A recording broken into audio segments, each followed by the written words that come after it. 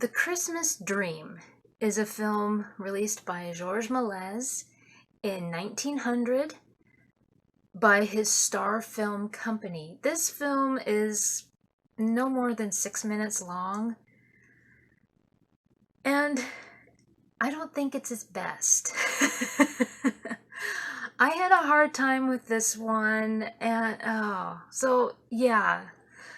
Now, this is one that is considered like the fairy play genre. You know, you see a lot of his films that have like the dancing and the sprite kind of idea, and it's called fairy play genre. So when I was looking this up and it mentioned that, I was like, I get it now. And so yeah, this is one that's part of that, contributed to the fairy play genre. He was not the only one that did it. It was an idea from that era, and he was heavy into it. So now I know. Now,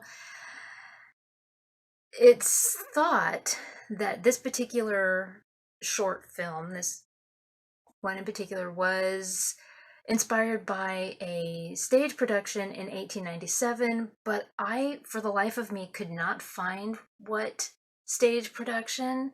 It does not surprise me that it would be, because there are quite a few of Melez's films that are inspired by something. I mean, his most famous film is inspired by Jules Verne. So if I ever find out what stage production, I will of course put it in the description box, and or do kind of a follow-up or anything. So now, the idea of the film is, you start out with, you see a bedroom scene, and it looks like a rich person's home, and you see the maid and she's getting everything ready. People, it's obviously Christmas Eve.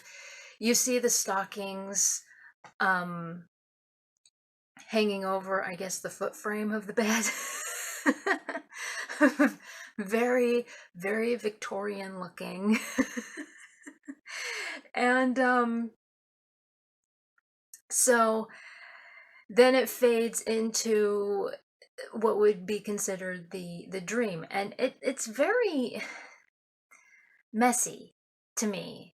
And again, I just had a hard time following it. Other people probably have, or can follow it very easily, but me personally, I had a terrible time following this thing. I loved the rooftop scenes. I absolutely loved those scenes. That was my favorite.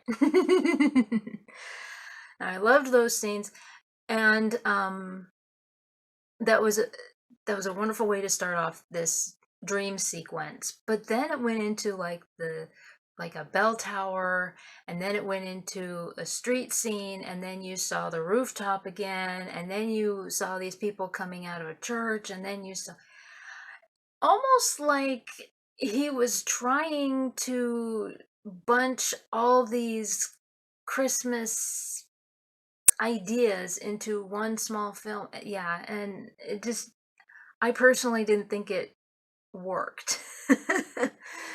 And yeah, I just was not impressed with it. There were certain parts of it that I liked, but as a whole, it was just kind of messy. There is, well, and especially with this part, I feel like I'm going everywhere. George does appear in this film. He appears in every film.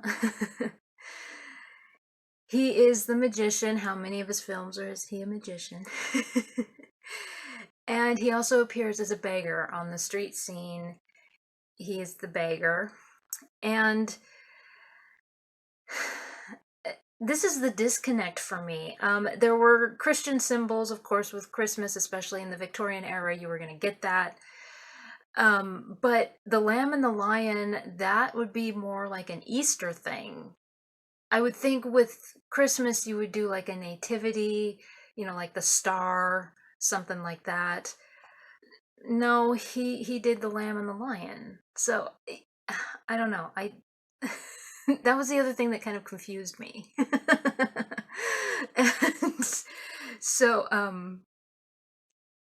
yeah, that part kind of threw me. And so the special effects, they used stage machinery for the bell tower, which was impressive, but they played it a little too long.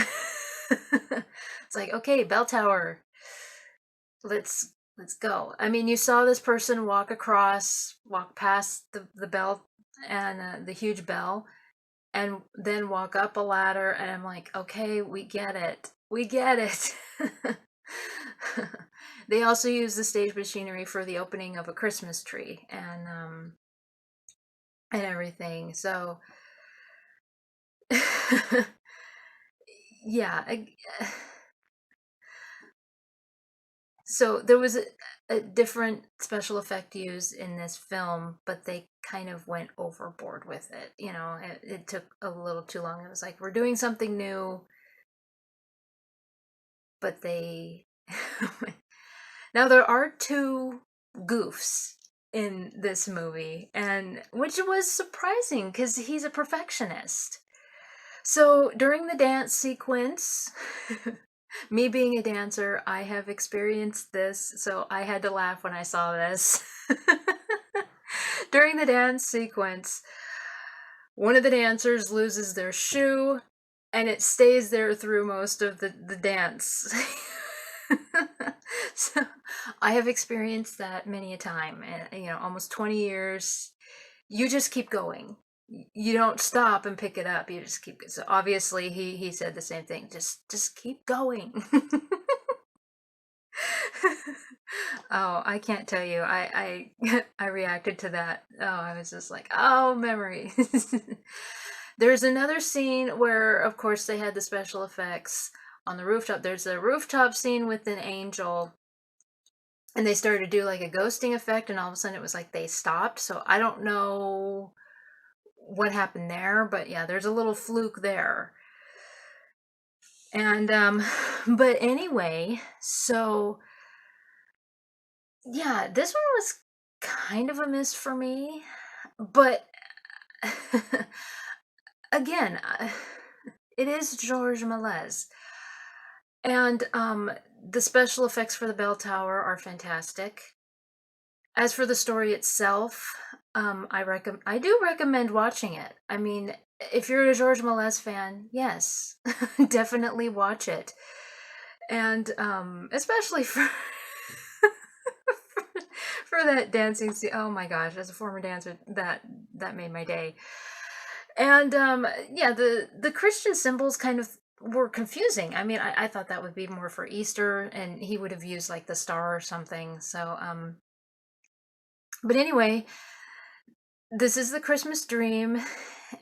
I personally don't feel it is his best, but I'm not saying don't watch it. Because it does have its good qualities. It really does. I love the rooftop scenes and everything. The dancing sequences, of course. He always does a good job with that, and that shoe thing, it made my day. And everything. It's just, there were kind of, it was a little messy, but and he does appear twice. He's a magician and a beggar.